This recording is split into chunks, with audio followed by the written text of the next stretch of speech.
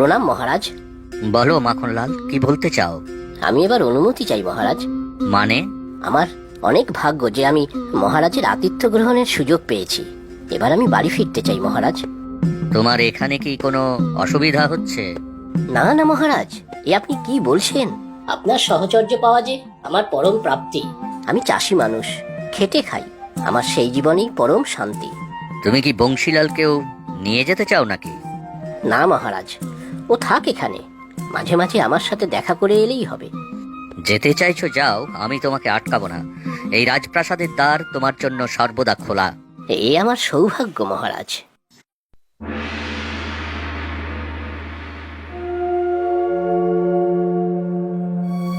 একই রে বংশী, এখন এই অবেলায় ঘুমোচ্ছিস কেন?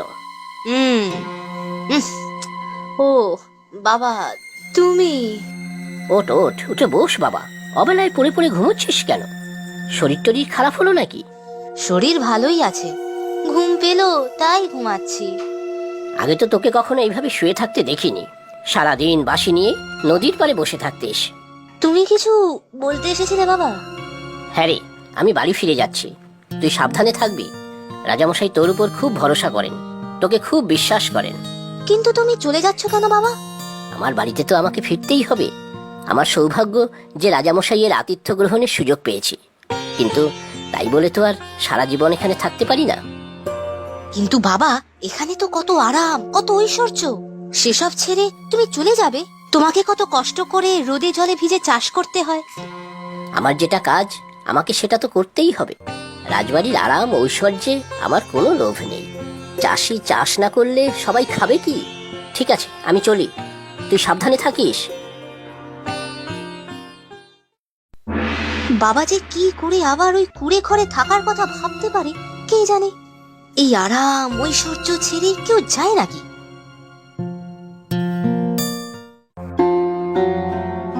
মহারাজ, আপনাকে বড়ই চিন্তিত দেখাচ্ছে।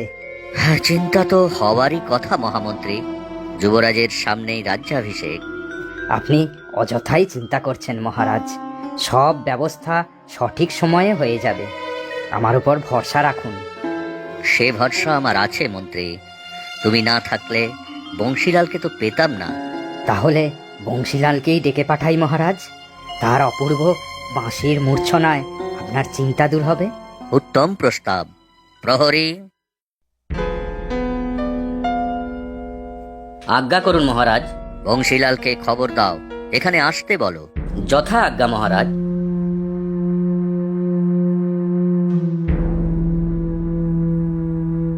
মহারাজের তলব, এক্ষুনি যেতে হবে।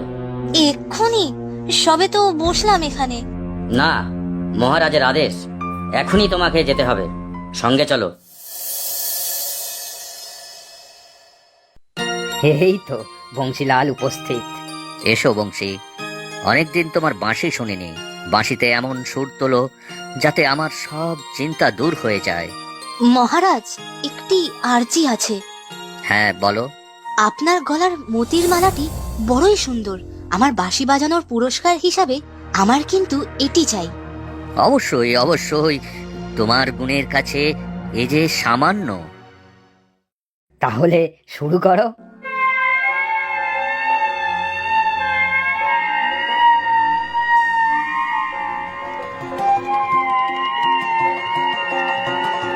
একে এ যে আশ্চর্য ব্যাপার, তোমার বাঁশিতে সুর কোথায় বংশী? ও, এত বিশ্রী সুর জীবনে শুনিনি। তুমি কি আমাদের সাথে মশকরা করছো বংশী? না না মহারাজ, কি হলো আমি তো নিজেই বুঝতে পারছি না। আমি তো ছি ছি বংশী, তোমার কাছ থেকে এটা তো আশা করিনি। কোথায় তোমার বাঁশি শুনে মন ভালো হবে, দুশ্চিন্তা কাটবে, এ তো মেজাজ আরো খারাপ হয়ে গেল। তুমি এখন যাও বংশী, এরকম যেন আর কখনো না হয়।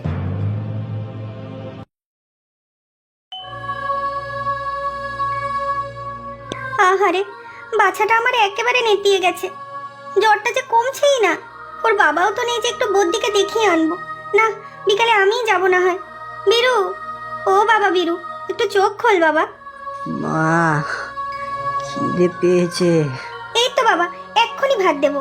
বদ্দি মশাই ওষুধ দিলে দেখবি সব ঠিক হয়ে যাবে। আমি তোর মাথায় হাত বুলিয়ে দিচ্ছি, সব কষ্ট কমে যাবে বাবা।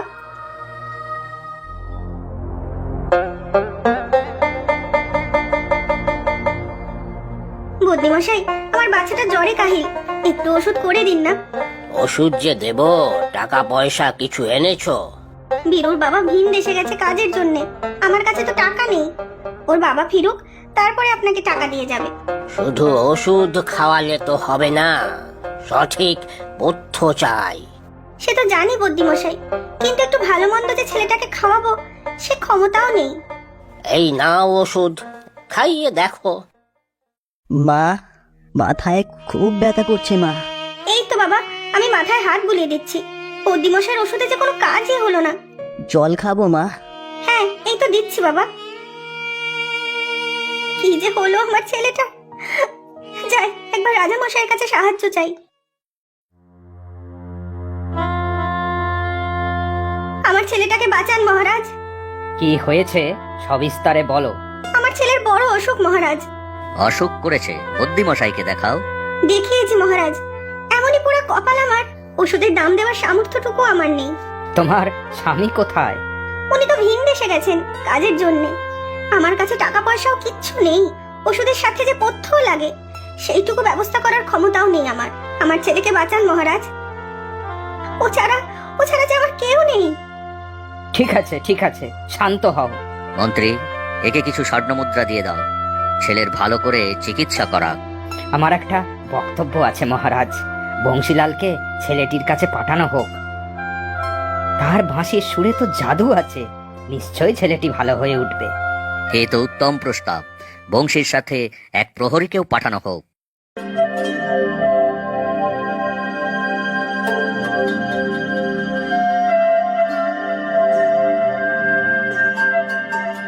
কি হচ্ছে এসব? আমার বাঁশিতে সেই মুগ্ধ করা সুর আসছে না কেন? রাজামশাইও রেগে গেলেন, কিন্তু আমি ইচ্ছা করে কিছু করছি না। বাঁশিতে ফুঁ দিলেই শুধু হাওয়া বেরোচ্ছে। কেন হচ্ছে এসব? প্রহরী আবার এদিকে আসছে কেন? চলো, মহারাজ ডাকছেন। মহারাজকে বলো আমি এক্ষুনি আসছি। মহারাজের সামনে আজ আবার কি হবে কে জানে।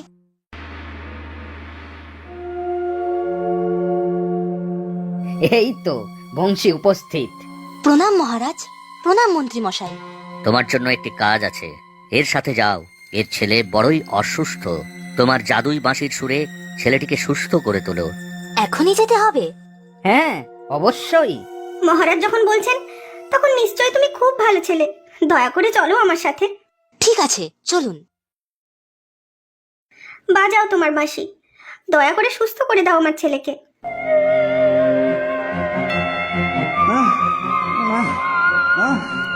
এ কি, তোমার বাঁশিতে তো কোনো সুরই বেরোচ্ছে না। হায় হায়, এ কাকে পাঠালেন মহারাজ? আমি আরেকবার চেষ্টা করছি। তুমি চলে যাও এখান থেকে, আমার বাচ্চার এখন কি হবে? ও ছাড়া যে আমার কেউ নেই। যাও, চলে যাও তুমি।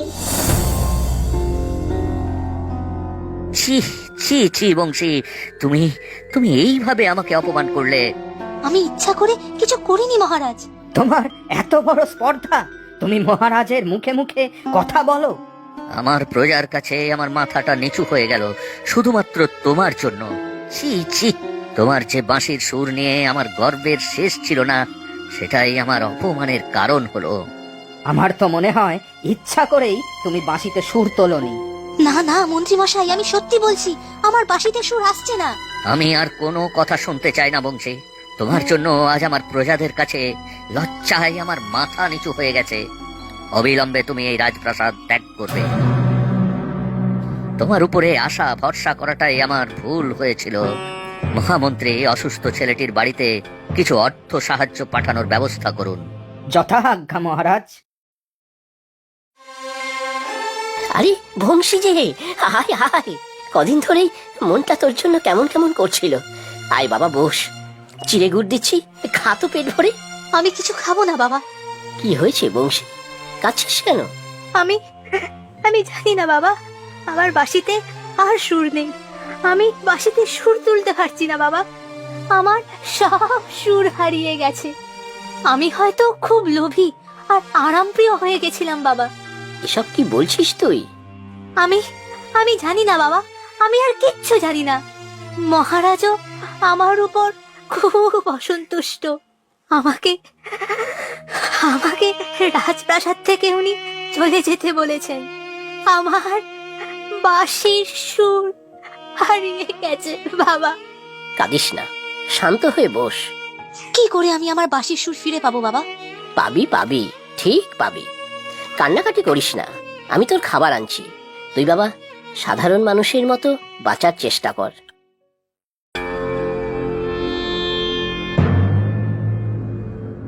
তুমি আবার এসেছো? কি চাও তুমি? মহারাজ তোমাকে পাঠিয়েছেন বুঝি? না, আমাকে কেউ পাঠায়নি, আমি নিজেই এসেছি। আমার খুব খারাপ লেগেছে যে আমি বীরুর জন্য কিছুই করতে পারিনি। তোমার বাঁশির সুরের জাদুতে আমার ছেলে তো ভালো হলো না, এ আমারই দুর্ভাগ্য। আমার বাঁশিতে আর সুর নেই, বিশ্বাস করুন। আমি জানি না কি হয়েছে, কিন্তু আমার জন্য বীরু কষ্ট পাবে তা মানতে পারছি না। আমাকে দয়া করে কিছু করার সুযোগ দিন। জানি না তোমার বাঁশির কি মাহাত্ম্য, কিন্তু তুমি যখন নিজেই এসেছো সে তো আমার কাছে অনেক। তোমাকে দেখে আমার খুব আপন মনে হচ্ছে। তুমি বরং বীরুর মাথার কাছে বসো, আমি একটু পথ্য তৈরি করি।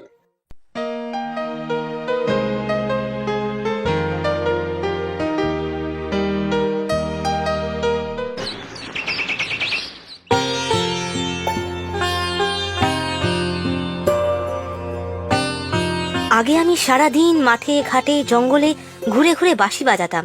কই, তখন তো আমার সুরের অভাব হয়নি। এখন একবার চেষ্টা করে দেখব। এখানে গাছতলাতেই বসি।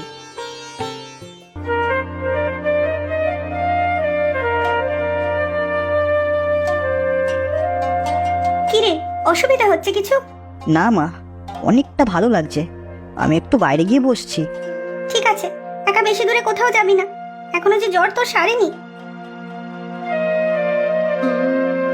বা, কি সুন্দর বাঁশির আওয়াজ! কিন্তু কে বাজাচ্ছে? আমাদের এখানে তো কেউ বাঁশি বাজাতে পারে না।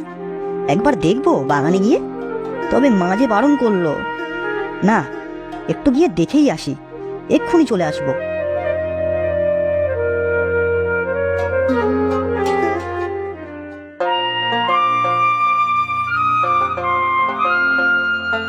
তুমি কে গো? আমি বংশী। তুমি কি সুন্দর বাঁশি বাজাও, কি ভালো লাগছিল। সত্যি তোমার আমার বাঁশির সুর ভালো লেগেছে? হ্যাঁ গো দাদা, জানো আমার জ্বর হয়েছিল, কিছুতেই ছাড়ছিল না। কিন্তু তোমার বাঁশি শোনার পরে মনে হচ্ছে সব অসুখ সেরে গেছে। সত্যি বলছো তুমি? পেরেছি, পেরেছি, আমার বাঁশির সুর আবার ফিরে পেয়েছি। আমি বুঝতে পেরেছি। আচ্ছা, তুমি বাড়ি যাও এবার। কিরে, কোথায় গিয়েছিলি? বাবা, আমার বাঁশির সুর ফিরে এসেছে। আমি আবার প্রাণ খুলে বাঁশি বাজাতে পারছি। এ তো ভালো কথা, আমি তো জানতামই। আমরা মাঠে ঘাটে খেটে খাওয়া মানুষ, প্রাসাদের বদ্ধ দেওয়ালের মাঝে সুর উঠবে কেন? তুমি ঠিক বলেছো বাবা, আমি এক্ষুনি মহারাজের কাছে যাব। এই, তুমি কোথায় যাচ্ছ? আমার মহারাজের সাথে দেখা করা খুব জরুরি। না না, এখন দেখা করা যাবে না, যাও এখান থেকে। মহারাজ এখন কারো সাথে দেখা করবেন না। এ আমি কি শুনছি বাবা? বংশীলাল চলে গেছে? হ্যাঁ বিক্রম, তুমি ঠিকই শুনেছ। বংশীর বাঁশিতে আর সুর নেই যুবরাজ। বংশী বাঁশিতে সুর তুলতেই পারছে না। এই বিশ্বাস করা যে অসম্ভব। বংশীর বাঁশির সুর যে আমার নতুন জীবনদাতা। আমি বংশীকে খুঁজতে যাব। নিশ্চয়ই ও ওর বাড়িতে গেছে।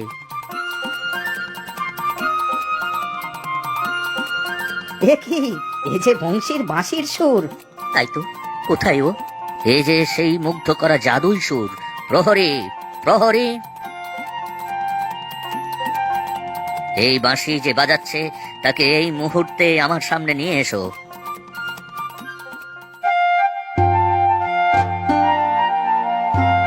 প্রণাম মহারাজ, প্রণাম মন্ত্রী মশাই, প্রণাম যুবরাজ। তুমি কোথায় চলে গেছিলে বংশী?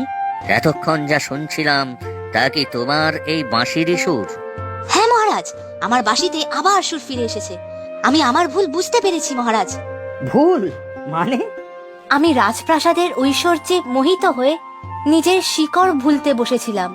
এই রাজ ঐশ্বর্যে ডুবে দিন কাটাচ্ছিলাম। অর্থলোভ ঢুকেছিল আমার মনে, তাই আমার সুর আসছিল না। কিন্তু তুমি কোথায় চলে গেছিলে বংশী? আমি বাড়ি গিয়েছিলাম, আবার বনে জঙ্গলে নদীর পাড়ে নতুন করে পরিচিত হলাম নিজের শিকড়ের সাথে। আমার বাঁশিতে সুর ফিরে এলো, একটি ছেলে সুস্থ হয়ে উঠল আমার বাঁশির সুরের গুণে। এ তো উত্তম সংবাদ। তাহলে বংশী, আবার তুমি এই প্রাসাদেই থেকো। না মহারাজ, আমার মাটির বাড়িই ভালো। নদীর পাড়, জঙ্গল, মাঠঘাটই আমার ঠিকানা। এই প্রাসাদের চার দেয়াল আমাকে লোভী, অলস করে তুলেছিল। বাঁশি না বাজাতে পারলে আমি বাঁচবো না মহারাজ। তুমি সত্যিই আমাদের ছেড়ে চলে যাবে বংশী? যেতে আমাকে হবেই মহারাজ। তোমাকে আটকাবো না বংশী, ভুলটা আমার।